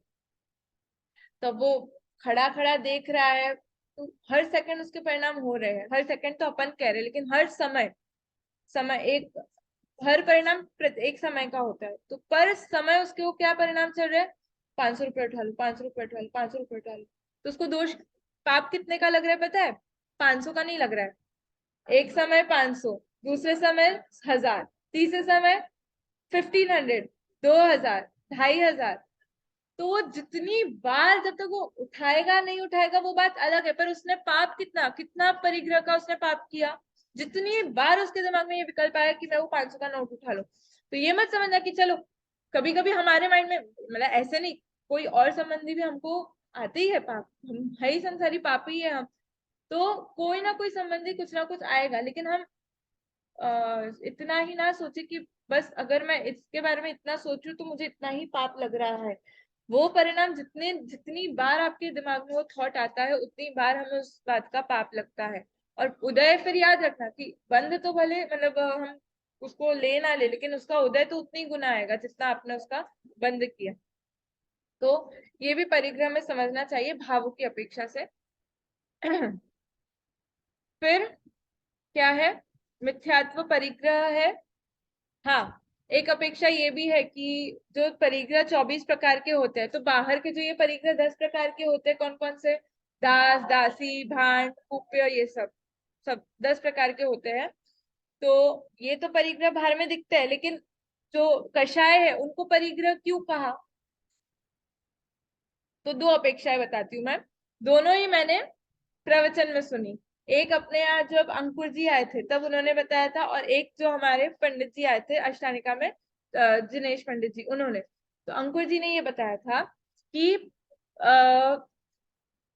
जो कषाय परिणाम है हम उन्हें संभाल के रखना चाहते हैं, इसीलिए उसको परिग्रह का। कोई भी कषाय आप ले लो, हास्य कषाय है, हम कॉमेडी सर्कस देखते हैं, कॉमेडी शोज देखते हैं, हमें हंसी नहीं आती है तो यार क्या मजा है इसमें, हंसी ही नहीं है इसमें, तो हम चाहते हैं कि वो हंसी आए, वो बनी रहे, वो बनी, उसको अपने अंदर रखने का ही परिणाम आया, तो वो क्या है आपका परिग्रह हुआ वो। तो एक अपेक्षा तो ये है कि हम कषायों को रखना चाहते हैं, इसलिए उसको परिग्रह का। और दूसरी अपेक्षा क्या बताई थी दिनेश पंडित जी ने, उन्होंने क्या कहा था कि हम बाहर में जिन जिन चीजों को रखने का भाव रखते हैं कि ये पेन मेरे पास रह जाए, तो ये पेन तो वस्तु हुई, पर इसको रखने का ये जो भाव है, ये जो परिणाम मेरे अंदर हो रहे हैं, तो ये भी परिग्रह ही है ना, जो परिग्रह रखने का भाव है वो भी परिग्रह है भावों में, तो उस अपेक्षा से उनको परिग्रह कहा है। तो इस प्रकार 10 बहिरंग परिग्रह और 14 अंतरंग परिग्रह, इस प्रकार 24 प्रकार के परिग्रह होते हैं। और इसमें कुछ और बात नहीं है। सब पापों की जड़ मिथ्यात्व और कषाय ही है। ठीक है, कषाय क्या होती है? हाँ, जो आत्मा को कसे अर्थात दुख दे उसे कषाय कहते हैं। सीधी सी बात, कसे मतलब जो हमारी आत्मा आत्मा की शांति को भंग करे, वो सब कषाय में जाएंगे। जो परिणाम भी आपकी आत्मा को भंग करते हैं, आत्मा की शांति को भंग करते हैं। स्वभाव और विभाव की चर्चा आई है इसमें। स्वभाव किसे कहते हैं और विभाव किसे कहते हैं?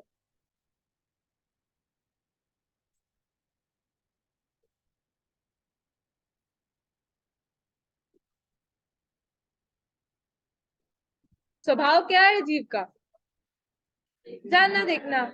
जो स्वाभाविक भाव है, जो त्रिकाल रहने वाले भाव है, वो स्वभाव है। और स्वभाव से विपरीत जो परिणाम है, जो नहीं, जो हमेशा ठहरने वाले नहीं है, वो क्या है? सब विभाव है। एग्जाम्पल विभाव है। विभाव है मोरक विष। मोरक विष विभाव है कि स्वभाव है? अंश होना चाहिए। क्यों? आत्मा में हो रहा है ना वो तो।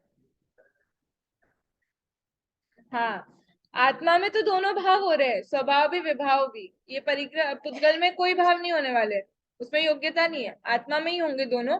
लेकिन हमें डिफरेंशिएट करना है कि मेरा भाव, मेरा स्वभाव कौन सा है। ये जो गुस्सा आ रही है, मेरा स्वभाव नहीं है, ये विभाव है, क्योंकि हमेशा नहीं रहने वाला है। स्वभाव विभाव की चर्चा हुई। इष्ट अनिष्ट की चर्चा हुई। इष्ट अनिष्ट, इष्ट अनिष्ट नहीं, राग द्वेष, सॉरी, राग द्वेष। जो हमें इष्ट लगे, प्रीति रूप परिणाम जिससे हो, जिसमें हो, वो राग है।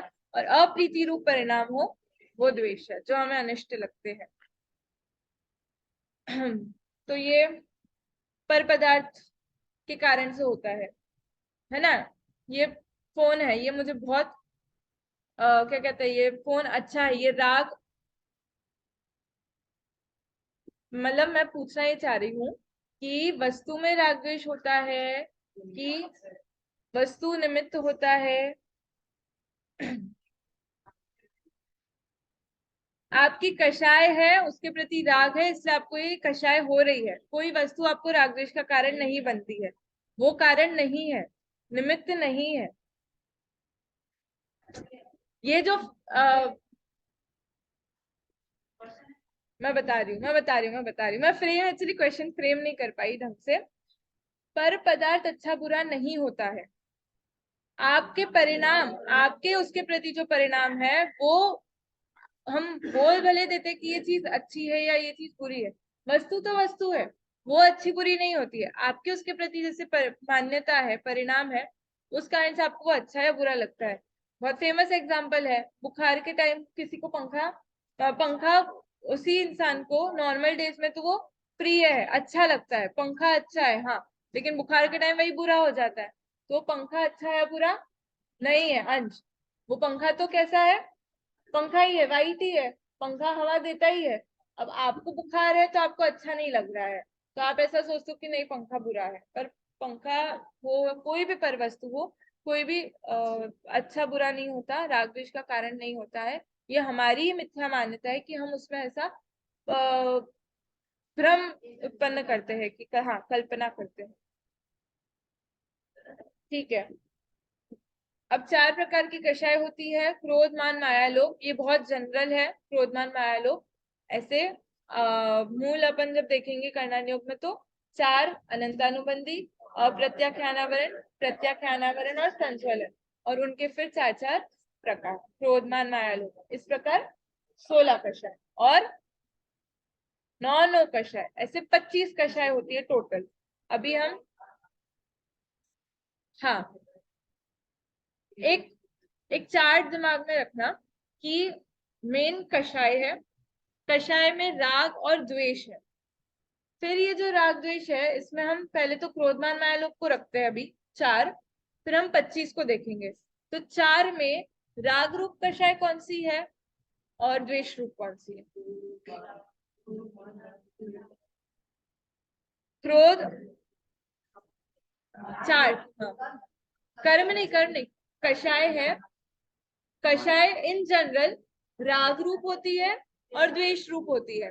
तो जो राग रूप कषाय है वो कौन कौन सी है? माया और लोभ राग रूप। और द्वेष रूप, क्यों कहा हमने इनको राग रूप और द्वेष रूप? कोई बताएगा?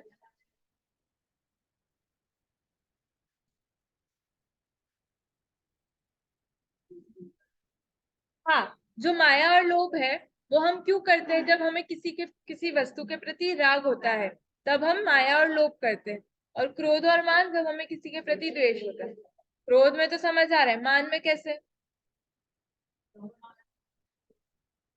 हाँ, तो घमंड। तो अच्छा,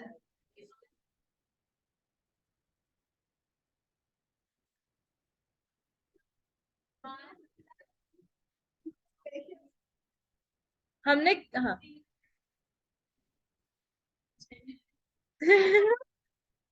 हाँ, मान मिलना चाहिए। मतलब मान में क्या है? हम अपने आप को बड़ा मानते हैं, दूसरों को क्या मान रहे हैं? छोटा मान रहे हैं। तो वो परिणाम अच्छे हैं कि बुरे हैं? हम उसको उसके प्रति, जिसको छोटा मान रहे हैं उसको राग है उसके प्रति हमको, कि द्वेष है उसके प्रति? द्वेष ही है।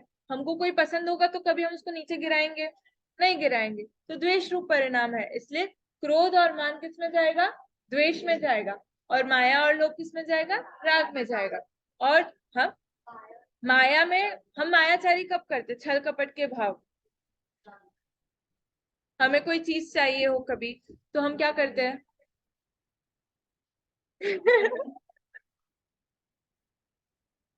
ठीक है। 25 कषायों में कौन ट्राई करेगा? 25 कषायों में, नहीं 25 कषाय नहीं, सॉरी 9 कषाय। 25 कषाय में तो क्रोधमान माया लोभ आ गया। पहले तो नाम गिनेंगे। हर्ष, रति, अरति, शोक, भय, जुगुप्सा, स्त्री वेद, पुरुष वेद, नपुंसक वेद। ये 9 कषाय हो गई हमारी। नौ, 9 कषाय। 9 कषाय क्यों कहते हैं? ये 9 कषायों को क्या कहते हैं?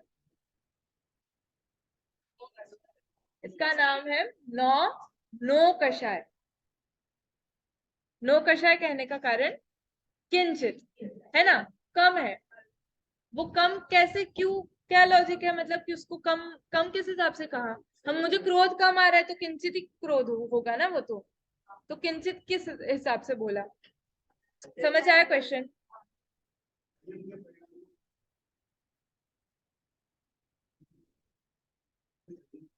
हाँ, नहीं नहीं नहीं नहीं, आप वो उसमें चले गए, प्रत्याख्यानावरण में चले गए आप। वो अलग है। हम यहाँ पे बात कर रहे हैं कि ये जो 9 कषायों को 9 कषाय कहते हैं। नो, देखो, एक मात्रा इज नो, और नौ, और 2 मात्रा इज नो। तो 2 मात्रा वाला तो 9 नंबर है, और 1 मात्रा वाला जो 9 कषाय है उसमें जो नो वर्ड है उसका मतलब है किंचित। मेरा क्वेश्चन ये है, आपने जो किंचित का मतलब अल्प निकाला उसका क्या मीनिंग है? कम कषाय। कम कषाय तो कभी क्रोध नहीं भी आ रहा हो, अभी मुझे क्रोध नहीं आ रहा है तो मेरी अल्प कषाय है, ऐसा लॉजिक लेना है अल्प का, तो फिर वो नहीं बैठेगा। 9 कषाय क्यों कहते हैं उसको? तो क्रोधमान मायालोभ भी संयोगों के आधार पर होता है।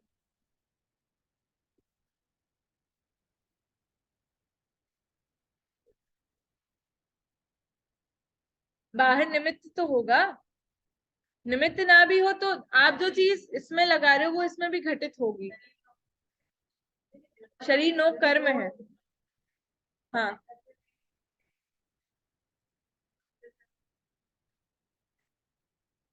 मैं बताती हूँ। देखो, जो ये क्रोध मान माया लोभ है वो तो स्वतंत्र कषाय है, अपने आप होंगे। क्रोध होगा क्रोध होगा, मान होगा मान होगा, माया होगा माया, लोभ होगा लोभ। लेकिन ये जो 9 कषाय है ये अकेली कभी नहीं होगी, ये क्रोध मान माया लोभ में से किसी एक के साथ होगी। ऐसा नियम है कि ये स्वतंत्र रूप से, हंसी, आपको हंसी आ रही है तो हमें ऐसा लग रहा है कि सिर्फ हंसी आ रही है, लेकिन वहां पे क्रोधमान माया लोभ में से कोई एक कषाय विद्यमान है आपकी वहां पे, इसलिए आपको हंसी आ रही है। आपने मायाचारी की, फिर आप हंस रहे हो, तो आपने माया के निमित्त से वो कषाय हुई है आपको, हास्य वाली। इसलिए उनको किंचित कषाय कहते हैं, क्योंकि उनमें खुद में कोई जोर नहीं है। जो कुछ वो खड़ी है, हाँ, वो खड़ी किसके बल पे है? ये 4 कषाय के बल पे है। इसलिए मेन कषाय इनको कहते हैं। 9 कषायों को कभी भी बात करेंगे तो ये नहीं आएंगे, ये हमेशा 25 कषाय बोलेंगे तब आएंगे, क्योंकि इनको किसी ना किसी का सहारा चाहिए, कोई एक कषाय का, इसलिए। वो वो अभी अपन बात करेंगे कि वो 9 कषाय जो है वो चारों में ना होकर के हम राग और द्वेष में देखेंगे, क्योंकि राग द्वेष में क्रोधमान माया लोभ भी आ जाता है। वैसे ये 9 कषायों में घटित कीजिए, बस 2 मिनट और। कौन कौन सी राग और कौन कौन सी द्वेष रूप? हास्य, रति और 3 वेद राग।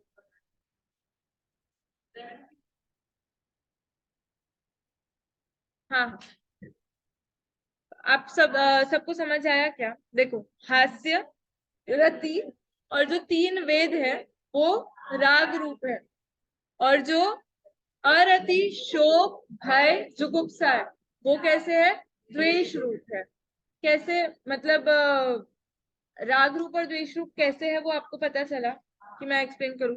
हास्य, रति और 3 वेद। 3 वेद है तो अट्रैक्शन है किसी के प्रति, स्त्री को पुरुष, पुरुष को स्त्री के प्रति, और नपुंसक को दोनों के प्रति, ये राग रूप हुआ। हास्य है तो हंसी में भी हम क्या कहते हैं, हंसी में हंसी भी राग रूप ही है, वो मैं एक्सप्लेन,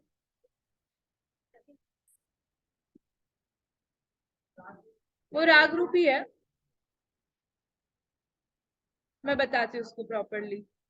हास्य, रति, रति तो राग ही, राग परिणाम होने से राग ही है।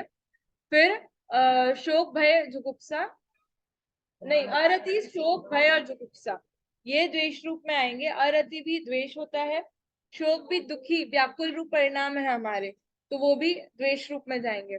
भय है, भय भी हम किसी को नहीं चाह रहे हैं वो चीज, तो वो भी द्वेष रूप है। और जुगुप्सा में भी, जुगुप्सा ग्लानि का भाव है, ग्लानि में भी हम उस चीज को दूर करना चाह रहे हैं, इसलिए वो द्वेष रूप है। हास्य का भी मेरे ख्याल से हम उस चीज को रखना चाह रहे हैं, उस हिसाब से हम कह सकते हैं कि वो राग रूप है। बाकी और एग्जैक्ट क्या है, एग्जैक्टली क्या होगा, वो मैं बताती हूँ आपको नेक्स्ट क्लास में।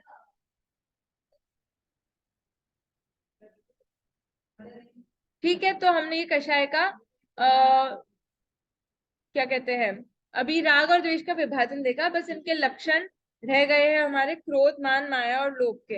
एक एक वर्ड के हैं। गुस्से को क्रोध कहते हैं, घमंड को मान कहते हैं, छल कपट के भाव को माया कहते हैं, और लोभ किसे कहते हैं? लालच, हाँ, लालच के परिणाम को लोभ कहते हैं।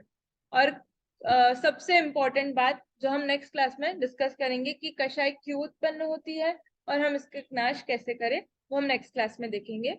अभी अगर आप लोगों को एन का थोड़ा सा फास्ट हो गया है तो हाँ, पढ़ना, आप लोग चिंतन करना, और कुछ नहीं समझ आता है तो फिर आप मुझसे नेक्स्ट क्लास में पूछ लेना, ग्रुप पे पूछ लेना, कुछ भी चलेगा। ये दूसरा भाग अपना अभी चला आज। वो है नमोकार महामंत्र एक अनुशीलन और शाकाहार। शाकाहार का मुझे डाउट है, वो क्योंकि जो सिलेबस जो फोटो है ना उसमें नहीं लिखा है, तो मैं एक बार कंफर्म करके आप लोग को बताती हूँ कि वो स्वपठन में है या नहीं। अपन व्यवस्था इधर से करेंगे, जितनी भी जिनवानी है वो यहाँ से हो जाएगी व्यवस्था उसकी, वो अंकल ने बोल दिया है। आप लोगों को कुछ डाउट है? अभी अपना समय हो गया है तो क्लास तो यही स्टॉप कर रहे हैं। कुछ डाउट रहता है तो ग्रुप में, नहीं तो आप नेक्स्ट क्लास में फिर अपन डिस्कस कर लेंगे उसको।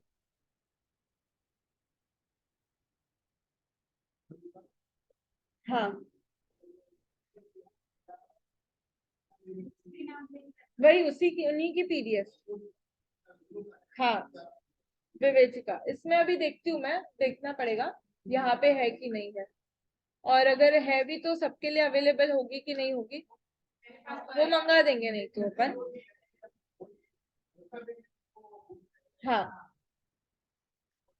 जी, ठीक है, तो आप लोग पढ़ के आना, और ये जो पढ़ा वो भी, और आगे का जो हम डिस्कस करेंगे वो भी अगर पढ़ के आते हैं तो अच्छा रहेगा, डिस्कशन में और मजे आएंगे। ठीक है, आज की क्लास हम ये समाप्त करते हैं। एक आप पीडीएफ भेज देंगे, ये जो हमने 2 मैं चैप्टर पीडीएफ किए हैं। ग्रुप पे शेयर करती हूँ आप लोगों को। ठीक है, फिर पढ़ सकते हैं हम साइंस। थैंक ठीक यू है। So much. या जय जिनेंद्र, एक जय साथ जिनेंद्र। बोलिए, जय जिनेंद्र, जय जय जिनेंद्र। जय जिनेंद्र।